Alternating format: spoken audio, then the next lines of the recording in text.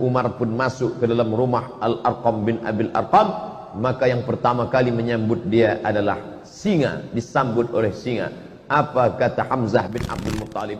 Kalau kau datang untuk menyerah, kami terima engkau. Tapi kalau kau datang untuk membunuh Muhammad, qatalnaka bisayfik, kami akan bunuh engkau bukan dengan pedang kami. Kami bunuh engkau dengan pedang engkau sendiri. Penghinaan yang luar biasa. Bismillahirrahmanirrahim. Umar ini dipanggil, Nabi yang memanggil dia Abu Hafs. Hafs artinya singa. Abu Hafs artinya singa. Kenapa? Karena garangnya. Dulu sebelum masuk Islam, dia pemenang gulat di pasar Ukaz. Di Makkah itu ada satu pasar namanya pasar Ukaz. Kalau di Pekanbaru ada namanya pasar Senapelan, pasar bawah. Di pasar Ukaz itu setiap tahun diadakan lomba gulat. Juara bertahannya Sayyidina Umar Ibn Khattab, menang tiap tahun. Umur dia ketika Nabi dapat wahyu, beda umur dia dengan Nabi 20, bedanya 13 tahun. Kalau Abu Bakar sama Nabi bedanya 2 tahun.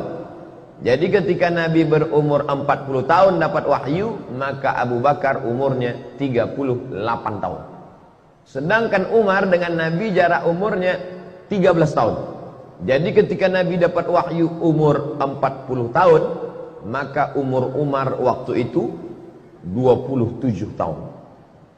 27 kalau sekarang ya masih anak muda lah. Selesai S1 23, ambil S2 3 tahun 26, kemudian sedang S3 semester 2 27 tahun.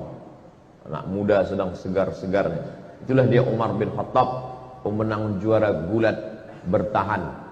Maka ini Umar bin Khattab, Nabi ingin betul supaya dia ini masuk Islam. Sampai Nabi berdoa, Allahumma a'izzal islama bi umaraini. Tolonglah Islam ini dengan 2 Umar ya Allah. Ada 2 Umar di Makkah yang waktu itu hebat betul. Ya Allah, tolonglah Islam ini. Kalau masuk Islam 2 Umar ini, insya Allah kuat Islam ini. 1 Umar bin Khattab, 1 Umar bin Hisham. Kalau saya sebut Umar bin Hisham, banyak orang tak tahu. Tahu Umar bin Hisham? Tidak. Kalau saya sebut nama kerennya, tahu. Umar bin Hisham, Abu Jahal. Sedangkan ini Abu Hafs, Abu Jahal, si goblok, bodoh. Abu Jahal itu apa artinya Ustaz? Bongak. Sedangkan ini Abu Hafs, singa, perkasa. Nabi minta pada Allah, ya Allah, kalau bisa 2 orang Umar ini masuk Islam, mantap Islam ini. Dan Umar bin Khattab masuk Islam. Abu Jahal mati dalam keadaan kafir. Tapi masuk Islamnya tak cepat, lama. Tahun 1 tak masuk Islam. Tahun beda dengan Abu Bakar. Abu Bakar tahun 1 langsung masuk Islam. Tahun 2, tahun ke-6 baru dia masuk Islam. Dia memusuhi Islam. Siapa yang masuk Islam, ada budak dia, hamba sahaya dia masuk Islam, habis disiksanya. Lalu kemudian pernah satu hari dia mau membunuh Nabi Muhammad. Keluar dari rumah, dicabutnya pedang. Jumpa sama kawannya. Kau mau kemana Umar? Aku mau memancung kepala Muhammad. Ente tahu, ente Bani Adi. Mereka pakai Bani. Anak-anak keturunan Adi disebut Bani Adi. Muhammad SAW itu Bani Hashim. Muhammad bin Abdul Muttalib bin Hashim bin Abdi Manaf. Maka dia Bani Hashim. Kau mau membunuh siapa? Aku mau membunuh Muhammad. Kau tahu tak Muhammad itu siapa? Muhammad, anak Abdullah, anak Abdul Muttalib, anak Hashim, anak Abdi Manaf, anak Qusay. Qusay itulah yang membangun kota Makkah ini. Kalau sampai anak cucu kemanakan mereka ini mati, ente habis nanti. Akhirnya tak jadi dia bunuh Nabi Muhammad sallallahu alaihi wasallam. Suatu hari dia bertamulah ke rumah adiknya. Nama adiknya Fatimah bintil Khattab. Nama dia Umar bin Khattab. Fatimah bintil Khattab ini punya suami namanya Said.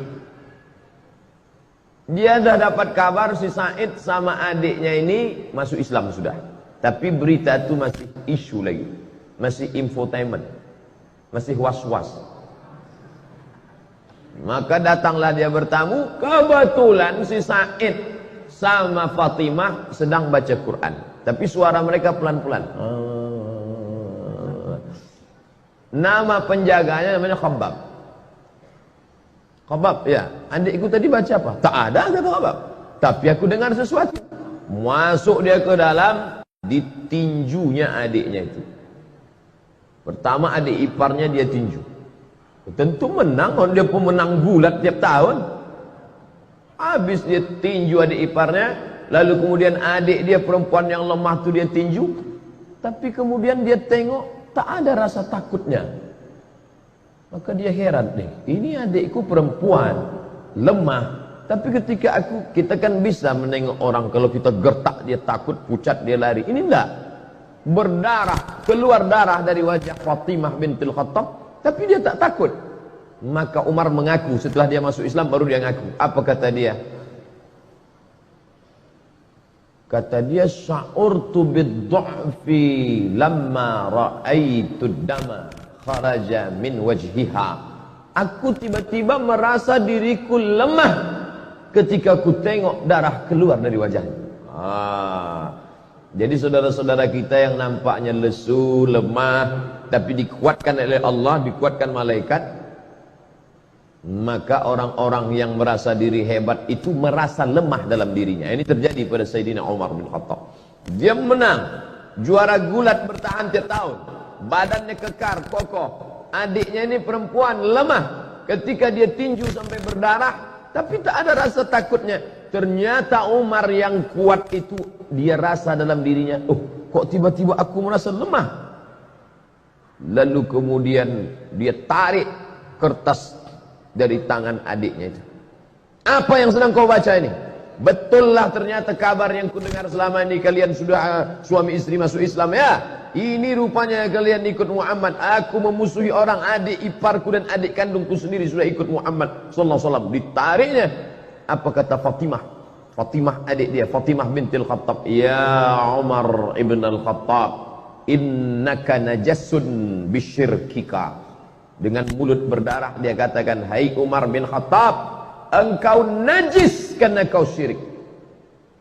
Bukan dia takut, ada kekuatan dalam dirinya. Umar yang sedang down, sedang rasa lemah, menengok adiknya tegar, malah kata-katanya, innaka najasun, kau najis karena kau syirik, maka kau tak layak, la yamassuhu illa tahirun, tidak ada yang layak memegang lembaran ini. Waktu itu belum ada Quran 30 juz. Jangan bayangkan Umar memegang besar begini.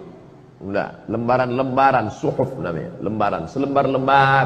Ada ditulis di tulang onta, ada ditulis di pelepah korma, ada ditulis di batu-batu, tapi ada kertas yang masuk. Karena Mesir sudah ada kertas, mereka sudah punya hubungan dagang.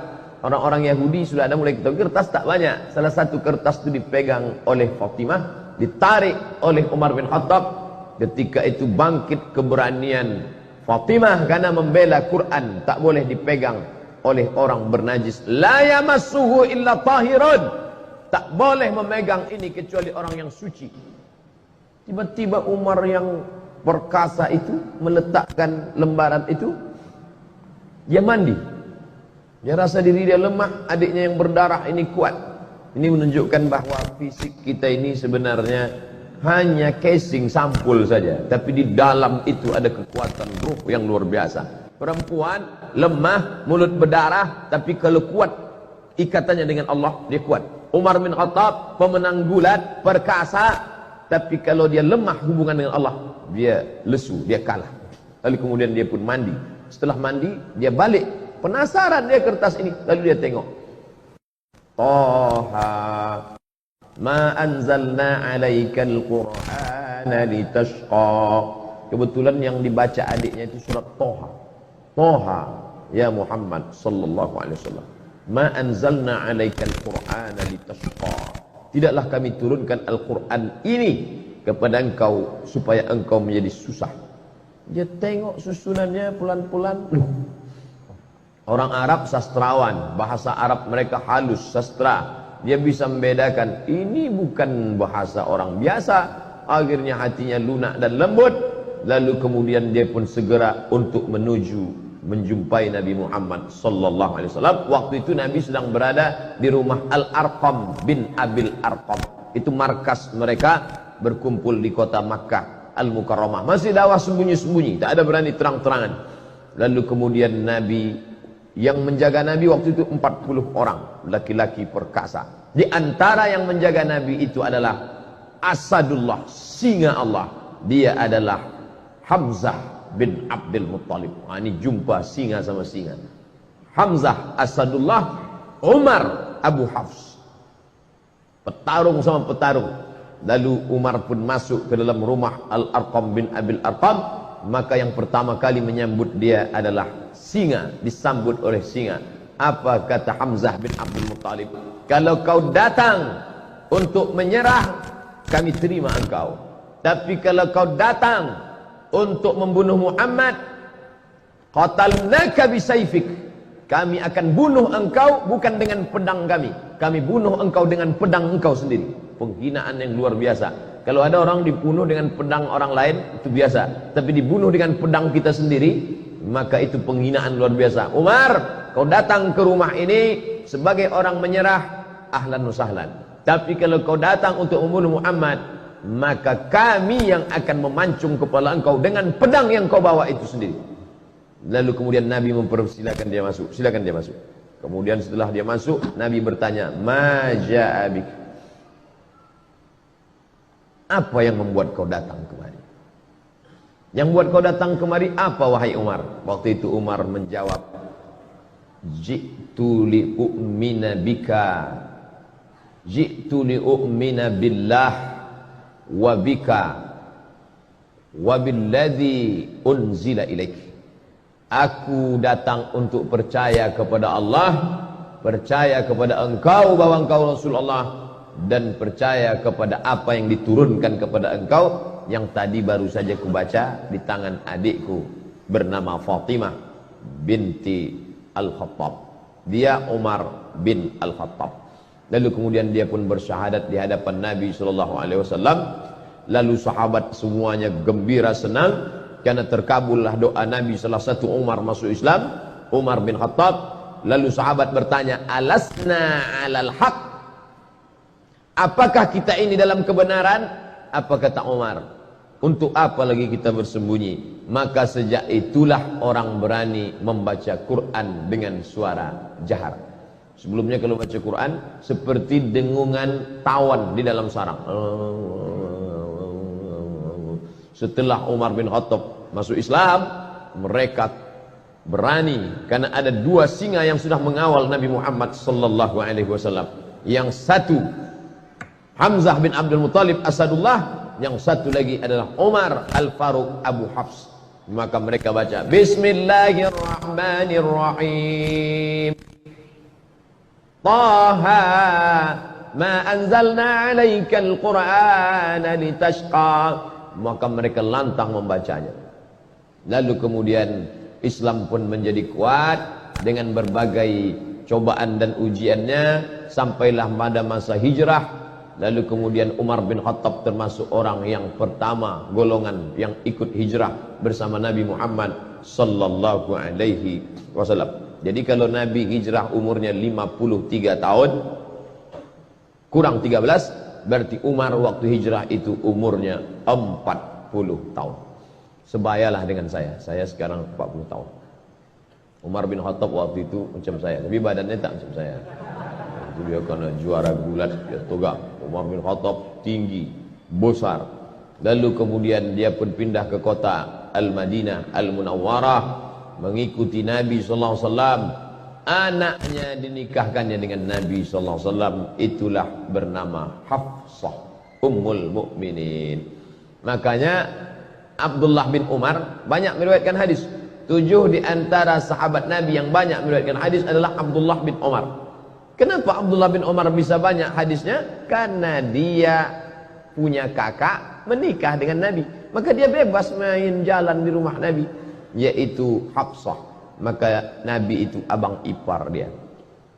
Lalu kemudian setelah Nabi meninggal, naiklah penggantinya, yaitu Abu Bakr As-Siddiq bermusyawarah mereka di satu tempat namanya Saqifah Bani Sa'idah. Nanti Bapak Ibu pergi umrah, ini Masjid Nabawi mengarah ke kiblat, tengok di sebelah kanan masjid.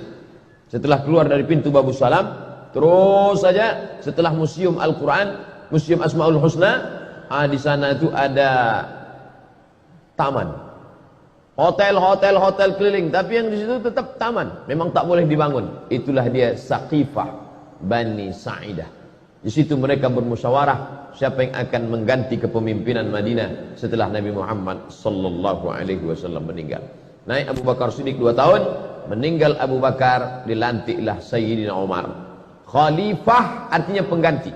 Meninggal Nabi, penggantinya bukan pengganti Nabi, karena Nabi la nabiyya ba'dah. Tak ada Nabi sesudah Nabi Muhammad sallallahu alaihi wasallam. Maksud khalifah di situ adalah pengganti kepemimpinan politik. Maka digantikan oleh Sayyidina Abu Bakr As-Siddiq. Setelah Abu Bakar meninggal, naik pengganti Abu Bakar. Maka nama menjadi 2. Kalau Abu Umar, Abu Bakar, Khalifatu Rasulillah, pengganti Rasulullah. Ketika meninggal Abu Bakar, naik Umar, namanya terlalu panjang. Khalifati Rasulillah, penggantinya Rasulullah. Maka ini namanya tidak menarik. Masa namanya siapa itu? Khalifahnya Rasulullah. Nanti kalau 3, khalifah Rasulullah. Maka muncullah nama baru, dia dipanggil dengan Amirul Mukminin. Dialah pemimpin pertama yang dipanggil dengan Amirul Mukminin, Umar ibn Khattab. Kalau khalifah, Abu Bakr As-Siddiq. Amirul Mukminin, Umar bin Khattab. Di masa pemerintahan Umar bin Khattab muncul ijtihad baru. Pertama, dibentuknya syurtah, polisi. Pada masa Abu Bakar tak ada. Pada masa Umar, situlah ada kepolisian kota Madinah Al-Munawwarah. Pada masa Umar bin Khattab, tentara dikasih gaji bulanan, rawatib namanya. Sebelumnya tak ada. Sebelumnya kalau perang, habis perang baru dapat harta rampasan perang, ghanimah namanya. Tapi pada masa pemerintahan Umar, digaji pokok. Perang tak perang, pokoknya dapat. Itu pada masa Umar bin Khattab. Pada masa Umar bin Khattab dibangunlah rumah wakaf. Sebelum itu tak ada. Sebelum itu Baitul Mal saja, tapi ini khusus dibuatkan rumah wakaf. Pada masa Umar bin Khattab pula dibangun diwan. Diwan itu kantor. Sebelumnya tak ada kantor. Zaman Nabi tak ada kantor. Zaman Abu Bakar tak ada kantor.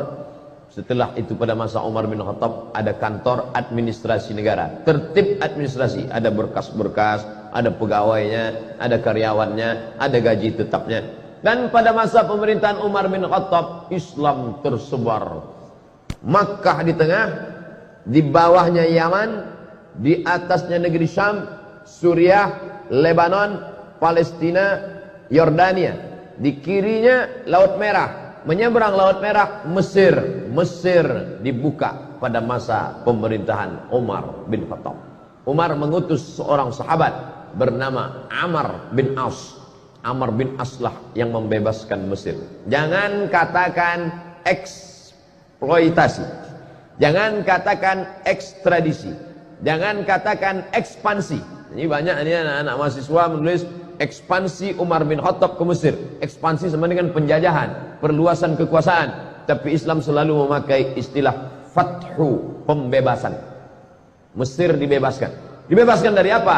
Dibebaskan dari menyembah berhala, dibebaskan dari menyembah matahari, dibebaskan dari menyembah sungai Nil, kepada menyembah Allah Subhanahu wa taala. Mesir agama nenek moyang mereka menyembah dewa matahari, Ra namanya. Nanti kalau pergi ke museum Mesir, nampak ada bulat matahari, di kiri kanan bawah atas keluar tangan dewa matahari sedang mengulurkan nikmat-nikmatnya. Karena kalau matahari tak ada, maka tidak akan tumbuh gandum. Kalau gandum tak tumbuh, tak akan mati, tak akan makan, mereka akan mati. Maka mereka menyembah matahari. Di dunia ini sampai hari ini masih ada orang menyembah matahari. Jepang, lalu kemudian Mesir itu menyembah matahari. Dan orang Arab jahiliyah pun menyembah matahari. Makanya tak boleh kita sholat sunat isyraq sebelum matahari lewat setinggi gala. Karena itu adalah waktu yang dipakai untuk orang kafir jahiliyah menyembah matahari. Maka disebut ada istilah qarnai syaitan, 2 tanduk setan. Ketika matahari terbit, ini bumi, ini matahari. Naik matahari terbit, Ketika matahari terbit, datang 2 tanduk setan.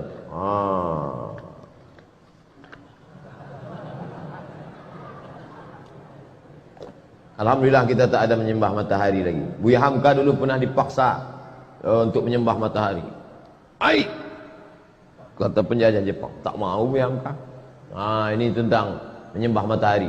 Lalu kemudian masuklah Kristen ke Mesir, dan orang Mesir pun beragama Kristen Ortodok Koptik, tidak Katolik. Sedangkan Romawi Katolik, Mesir Koptik, beda mazhab. Maka Katolik menjajah Koptik. Begitu ceritanya.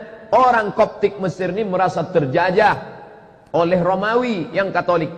Datanglah Islam membebaskan mereka dari penjajahan. Bukunya ditulis oleh Syekh Muhammad Al-Ghazali, gurunya Syekh Yusuf Al-Qaradawi. Makanya Mesir itu masuk Islam tidak dengan perang. Kenapa? Karena mereka merasa dibebaskan oleh orang Islam. Ketika datang Inggris setelah zaman kemerdekaan, datang Inggris bertahan di Mesir. Kata mereka, kami Inggris di Mesir bukan mau menjajah Mesir, tapi karena ingin menjaga saudara-saudara kami yang Kristen Koptik ini. Naiklah paus Mesir. Mesir punya paus sendiri. Dia tak mau ikut paus Benedictus Franciscus yang menggantikan Benedictus, menggantikan paus Paulus. Begitu sanadnya ke atas. Yang sekarang ini Franciscus menggantikan Benedictus, menggantikan Paulus, sampailah ke atas. Kami di sini bukan menjajah Mesir, kata orang Inggris. Kami di sini bukan menjajah Mesir, kami mau menjaga keamanan saudara-saudara kami supaya jangan sampai dibunuh oleh orang Islam yang teroris-teroris ini, katanya. Maka naik paus Koptik ke atas mimbar Al-Azhar. Naik dia ke atas, apa kata dia? Kalau keberadaan Inggris di sini untuk menjaga kami yang Kristen Koptik, biarlah kami mati di tangan saudara kami yang Islam ini, karena kami dulu pun dibebaskan oleh mereka. Pidato itu dicatat dengan tinta emas. Makanya Islam kalau dia kuat, dia besar, dia justru menjadi rahmat bagi semesta alam. Bayangkan, berkelahi antara Koptik dengan Ortodok, Ortodok Koptik berkelahi dengan Katolik, justru yang menolongnya adalah umat Islam.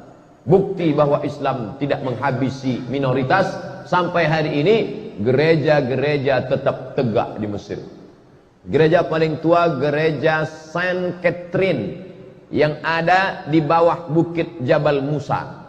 Nabi Musa menerima wahyu naik ke atas, di bawah itu ada satu gereja, gereja Saint Catherine. Saint perempuan suci, Catherine dia ditekan oleh penjajahan, lari dia buatnya situ gereja, masih ada sampai sekarang.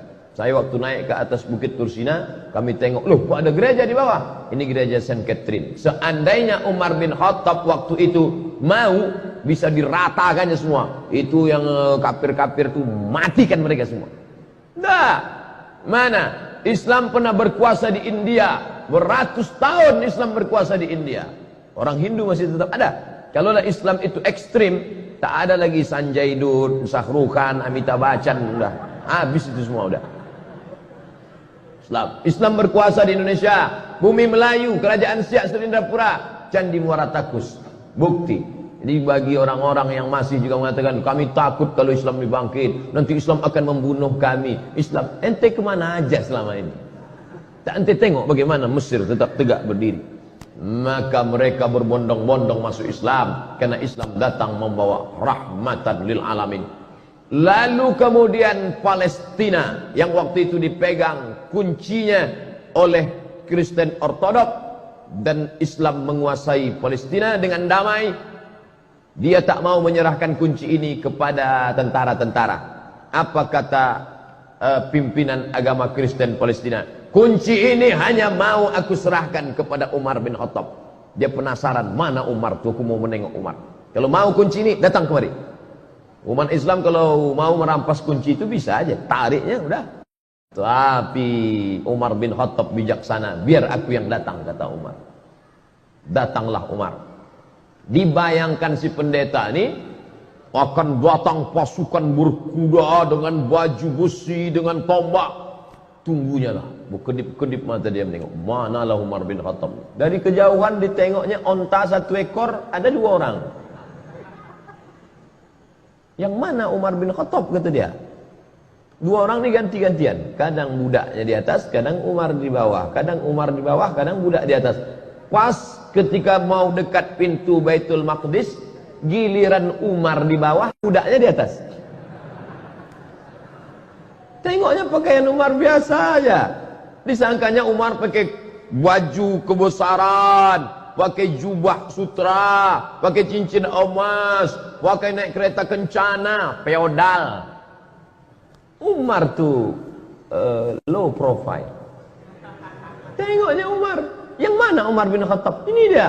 Ini Umar bin Khattab yang menguasai dari Yaman sampai ke Palestina, sampai ke Mesir itu. Ya, inilah dia. Kata mereka terkejut. Lalu kemudian Umar dipersilakan solat di gereja tempat lahirnya Isa alaihissalam. Silakan Umar solat. Umar tak mau. Solat dia di depan gereja. Ini gereja, solat dia di depan gereja. Selesai dia solat, orang bertanya, kenapa kau tak mau solat di dalam gereja itu Umar? Nanti kalian tengok. Sekarang barulah orang terkagum sama Umar. Kenapa? Bekas sujud Umar solat itu, itulah didirikan masjid sekarang, namanya Masjid Umar bin Khattab, berhadap-hadapan dengan katedral kelahiran Isa alaihissalam. Bayangkan kalau Umar bin Khattab solat di gereja itu, apa yang terjadi? Rata gereja itu jadi masjid. Tengok Umar bin Khattab bijaksana. Begitulah dia. Tapi ada satu api dalam sekam, sakit hati dia. Siapa dia? Ketika Umar bin Khattab membebaskan Persia, Makkah di tengah, Yaman di bawah, Syam di atas, Mesir di kiri. Di kanan ini ada Persia. Persia lebih kuat daripada Roma. Makanya dalam Quran ada suatu surat namanya surat Ar-Rum. Ghulibatir Rom. Bangsa Romawi pernah kalah. Siapa yang mengalahkan Romawi? Persia. Persia paling hebat. Dan Persia dikalahkan oleh Umar bin Khattab. Jika Romawi dikalahkan Persia dan Persia dikalahkan Umar, maka Umar menguasai dunia. Tapi ternyata ada satu orang dendam kesumat sakit hati, ditikamnya lah Sayyidina Umar pada tanggal 24 Zulhijjah hari Rabu, saat rakaat pertama solat. Ditikamnya pada tanggal 24, 25, 26, 27. Setelah itu tanggal 30 meninggallah Sayyidina Umar Ibnul Khattab pada tahun 23 Hijrah. Umurnya pas 63 tahun. Nabi Muhammad meninggal 63, Abu Bakar meninggal 63, Umar bin Khattab meninggal 63. Saya sudah hitung-hitung, insya Allah meninggal tahun 2040. Waktu itu umur saya 63. Sok mantap katanya. Kalau berlebih bonus. Kalau mati besok, alhamdulillah. Orang Islam tak pernah berduka cita. Allahumma ja'alil hayata ziyadatan lana fi kulli khair. Kalau aku hidup besok pagi, pahala aku bertambah. Masuk ke UIN, mengajar, pahala bertambah. Kalau mati aku malam ini, alhamdulillah. Besok dosa tak ada. Tak lagi mata ni menengok celana pendek. Nah, oleh sebab itu maka Umar bin Khattab pun ditikam, meninggal dunialah dia pada tahun 23 Hijrah. Lalu kemudian dia dimandikan oleh anak kandungnya Abdullah bin Umar bin Khattab. Maka kita ni kalau memandikan kita tu nanti anak kandung kita yang laki-laki. Saya alhamdulillah ada anak laki-laki saya, dialah nanti yang akan memandikan saya. InsyaAllah. Maka Bapak Ibu sekalian, buatlah di Masjid Raya ini pelatihan memandikan jenazah. Yang ikut pelatihan itu anak-anak muda. Ini banyak dibuat pelatihan yang ikut orang tua-tua. Bapak kenapa ikut? Yang mau dimandikan ini bapak. Tak usah ikut. Anak-anak muda itu dilatih. Biar nanti waktu awak mati, dia mandikan kita. Kalau dia mandikan kita, takkan dia ambilnya gayung tinggi-tinggi. Di situ jenazah ayah sudah mau. Tentu pelan-pelan dia, karena ini ayahku dulu. Tapi kalau orang lain memandikan kita, apalagi kita waktu dulu hidup sombong minta ampun. Dia ambilnya semprot dorsmir. Mana Mama Lemon gitu, disiram kayak ke hidung. Makanya latihlah anak awak mandi jenazah. Ibu memandikan anak itu satu hari berapa kali? Mandi pagi, mandi siang, mandi malam, mandi, makan coklat, mandi, tumpah lontong, mandi, makan, mandi. Nah, habis itu ibu mandikan dia satu hari 5 kali. Setahun kali 5, 3 kali 5, 1.500 kali ibu mandikan dia. Dan ibu minta mandikan dia sekali saja. Nah, aku mau kau mandikan aku sekali saja. Mandi apa? Mandi jenazah. Umar bin Khattab bertuah. Yang memandikan dia siapa? Abdullah bin Umar bin Khattab. Yang jadi imam solat jenazahnya Suhaib. Ada orang Romawi, bukan orang Arab. Suhaib Ar-Rumi, orang Romawi yang dulu hijrah dari Makkah ke Madinah. Semua hartanya diambil. Suhaib, dulu kau merantau ke Makkah nih sebatang kara, tak ada apa-apa. Sekarang kau sudah kaya. Kalau kau mau ikut Muhammad, tinggal semua hartamu. Suhaib Ar-Rumi. Apa maknanya? Jangan kita pesankan nanti ambo kalau mati nan menyembayangkan ambo mesti orang payakumbuh. Aku kalau mati nanti maka yang menyembayangkan aku orang dari Mandailing Natal saja. Aden kok esok kalau mati maka nan menyembayangkan ambo orang dari Yogyakarta. Ambo kok sebenarnya orang awak tapi dah dek lama di Jogja. Maka bantu ikolah bahasa ambo. Tidak lagi menengok suku. Jangan lagi ditengok dari mana dia. Suhaib Ar-Rumi bukan orang Arab. Sedangkan Umar bin Khattab orang Quraisy. Tinggi nasabnya. Menantu Nabi SAW, mertua Nabi SAW. Tapi yang memandikan dia siapa? Suhaib Ar-Rumi mu'allab. Orang Roma yang masuk Islam. Maka lalu kemudian setelah itu bergantilah kepemimpinan Utsman bin Affan. Dimakamkanlah dia di makam yang paling mulia di samping Nabi Muhammad sallallahu alaihi wasallam. Jadi kalau ini kiblat, ini mimbar Nabi, ini mihrab Nabi, ini kiblat, di sini kamar Nabi. Kamar Nabi, rumah Nabi bersama Aisyah 22 meter lebih kurang. Pas di situ kata Nabi, nanti kalau aku mati kuburkan aku, jangan bawa jenazahku kemana-mana. Nahnu ma'asyurul anbiya, kami para nabi nudfanu min haitsu namutu, di mana kami mati maka disitulah kami dikuburkan. Makam pertama Nabi sallallahu alaihi wasallam. Setelah itu Umar bin Khattab, setelah itu Abu Bakar Siddiq, setelah itu Umar bin Khattab. 3 makam. Maka kita ucapkan salam, assalamu alayka ya Rasulullah, assalamu alayka ya Abu Bakr Siddiq, assalamu alayka ya Abu Bakr Siddiq, assalamu alayka ya Umar Al-Faruq radhiyallahu anhu. Kita lanjutkan setelah sholat Isya. Tapi kaji hadis nomor 1 Pak Ustaz, periwayatnya dulu. Habis periwayatnya baru kita masuk hadisnya. Ditikam oleh yang menikam itu namanya Fayrus. Fayrus namanya yang menikam. Tapi panggilan kerennya Abu Lu'lu'ah. Lu'lu'. Kalau kita buka kerang, di dalam kerang itu ada permata cantik berkilau, namanya lu'lu'. Yakhruju minhumal lu'lu'u wal marjan. Lu'lu'. Nama anak ibu siapa? Lulu. Bahasa kitanya apa itu? Hah? Yang di dalam kerang itu apa namanya? Mutiara. Lu'lu'. Yakhruju minhumal lu'lu'. Abu Lu'lu'ah. Dia inilah Majusi yang menikam pada tanggal 26 ditikamnya, berdarah 4 hari, meninggal Sayyidina Umar ibn Khattab. Dia minta dimakamkan di samping Nabi Muhammad sallallahu alaihi wasallam.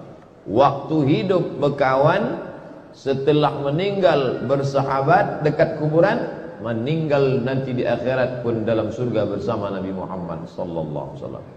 Kita di dunia tak berkawan, kubur jauhnya minta ampun, mati pun tak jelas. Sudahlah hidup tak berkawan sama Nabi, kubur kita entah di mana makam Nabi, maka paling tidak stasiun yang ketiga ni dapatlah hendaknya nanti kita ni semua bersama Nabi Muhammad sallallahu alaihi wasallam.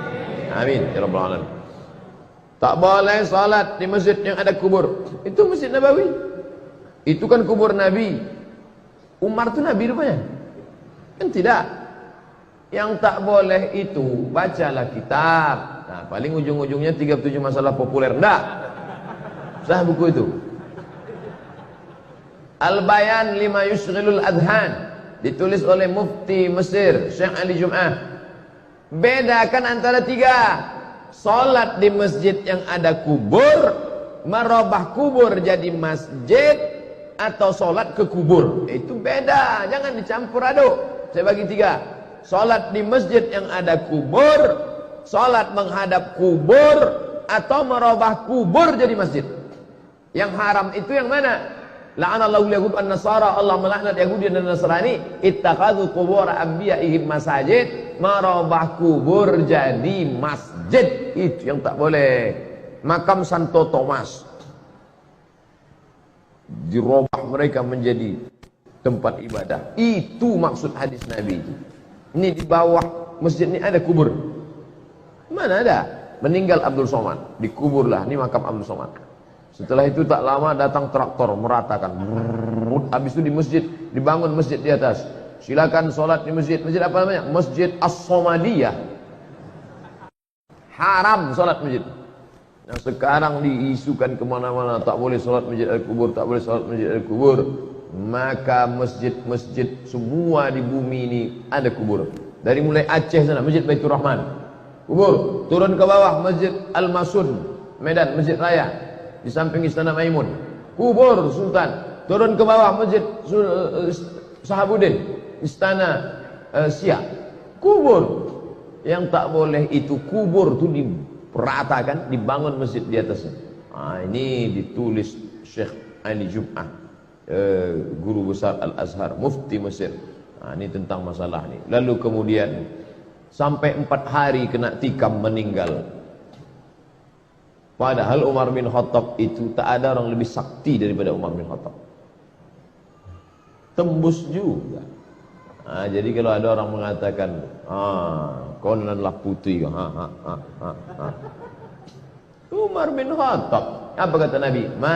Lau kana nabiyan ba'di lakana Umar.